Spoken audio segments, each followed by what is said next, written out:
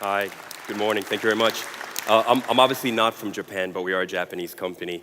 I'm from New York, actually, and I am the co-founder and general manager of Allm EMEA, that's Europe, Middle East, and Africa. I'm the partner of the Allm Inc. Japanese colleagues. The Japanese side of the business started with a video streaming platform, kind of like a Netflix, that was sold to the Japanese government, and so the Japanese government says, now you have to use this technology to help out in healthcare and to reduce costs across the world.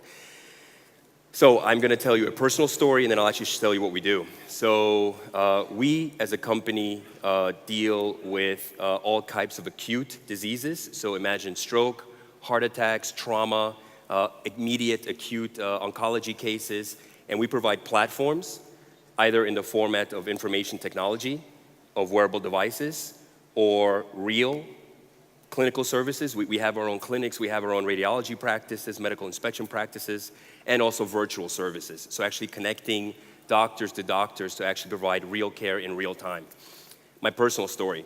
I'm originally from New York, yet I was raised in Argentina because when I was 1.5, my grandfather had a stroke in a very remote part of Argentina. So my entire family, immediate family, moved on to Argentina, and we took care of my grandfather.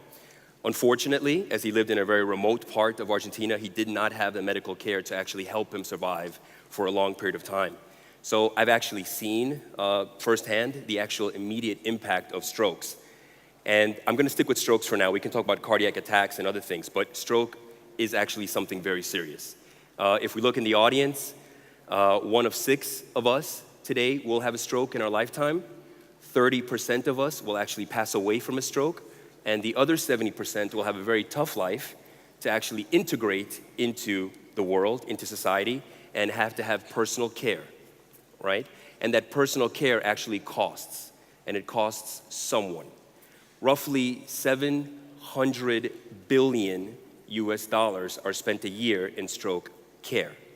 So this is a very serious problem. And not only is the rehabilitation process and the acute care of stroke an actual problem, but the incidence of stroke is actually increasing. What do I mean by incidence? The actual numbers of people that are actually getting a stroke is actually increasing. And so not only is the number increasing of those that get strokes, but also the age of those that are getting strokes is actually decreasing. So in the past, stroke was thought to be a disease of the elderly. Elderly, I don't want to offend anyone in the room, meaning 75 or older. But what's actually happening now is that 50% of strokes are actually 55 and younger. And in the Middle East, the average age is 45. And I've seen stroke cases of teenagers and young mothers. And obviously, when you think of the impact this has on society, the colleagues that do survive, those 19 and 20 and 25-year-olds that do survive, they're going to need care for 30, 40, 50 years, i.e. a nurse coming to your home to help you eat, to help you go to the bathroom, to help you contain your life. That is very costly, okay? So the facts are there. This is a real problem. And just to remind everyone, what is stroke? I mean, for those that don't know in the audience what stroke is unfortunately when your brain does not receive blood to certain portions of the brain, and blood obviously carries oxygen, it carries glucose. Glucose is what your brain uses to actually feed and to continue its process, right?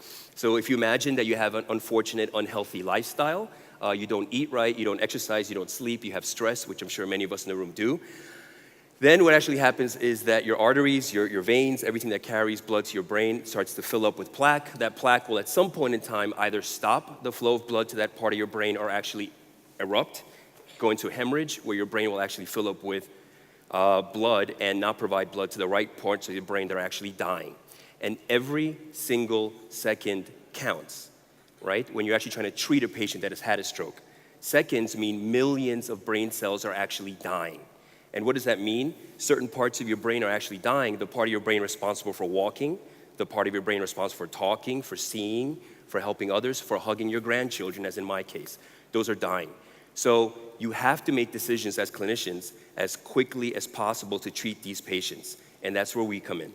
We provide the platforms to actually help the doctors and the caregivers and our industry partners, I mean from pharmaceutical or from the medical device industry, to actually provide their medications as quickly as possible. With stroke, you can do 2 things.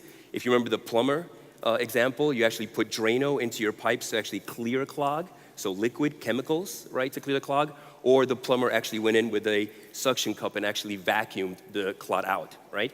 And unfortunately, depending on what parts of the world you live in, you can only do these things within a very short period of time, roughly 4.5 hours for the drugs and 8 hours for the Drano from the time where you have your first headache when you have a stroke. And most stroke patients fall asleep, so they don't actually go to the hospital within time. So what we try to do is we try to get the patients to the right hospital at the right time, and I'll show you how, because time is unfortunately running out. So these are actually my children that I made with my wife. Somebody mentioned their wife earlier. So here are the applications here. I'll just show you very quickly. If you look at the top there, we have the application called MySOS, which we built in Japan for the 2020 Olympics to actually have first responders go to an actual case and initiate the call with an ambulance. For time's sake, I'm going to spare that one and show you later at the booth. The second application that we actually have is Fast ED.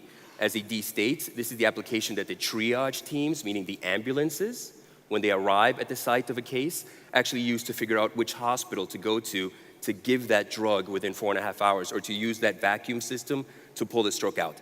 And the third app that I'm going to show you is called Join. And that app called Join, it's like a WhatsApp, okay? But it is a medical grade, fully acceptable, legal version of WhatsApp that the caregivers actually use to give care to each other, either within their hospital environment or across hospitals or across cities or across countries, right? So I'm gonna open this app called Join. The first thing you see is the actual login screen. I'm not supposed to show that, so sorry about that, but you see a login screen to show that it's very secure. And then if you imagine the stroke example, okay? So imagine an example of a patient showing up into the emergency room of a hospital, okay? Usually what happens is that the nurse will actually register that patient. I'm gonna make a dummy case here, stroke DIA. This is a female. She is of the age of 74. She weighs 58 kilos, and she told me that she was feeling well this morning at 9:08, so I actually have onset. And then I want to contact Dr. L if I'm someone that has to discuss this patient. So there are different chat rooms that the different specialists are in. So if you imagine stroke, you usually have a chat room between an emergency doctor, a neurologist, and a neurosurgeon deciding what to do to that patient. So in the past, if you imagine like the movies that you saw where the pagers go off and everybody starts running somewhere, this is actually what happens. So I have my phone on mute because if not, it would ring a lot. But someone's responding already, my colleague from Japan. So what was actually happening is the doctors start talking to each other. Where's the patient, right? And I use these timestamps to actually explain the patient is actually at the hospital. I'm talking about this stroke case. I'm gonna go pretty fast because of time. The patient was ordered to actually go into the CT, and everyone knows where the patient is. The radiologist, and I'm gonna show you actually a real image from a hospital that we're partnering with here in Germany. The patient was actually in the CT. We've imaged her brain. Oh, I'm sorry, she was 72, not 73. And the neuroradiologist, this is what he or she would actually do. They would look at these images. So you have to imagine what's really happening, right? We're streaming very large data sets from an actual hospital's machine to a safe environment to anonymize them and then send them to the cloud, right? And then from the cloud, I'm downloading here, right? Either from Japan or from the Middle East or from Europe. I'm actually downloading to here, right? And so the doctors start looking at these images and they want to look for some kind of vasculature. I have to go very fast. They're seeing, yes, unfortunately, there do look like there's something missing, but that picture is not conclusive. So I'm gonna look at this picture here, and here is very conclusive.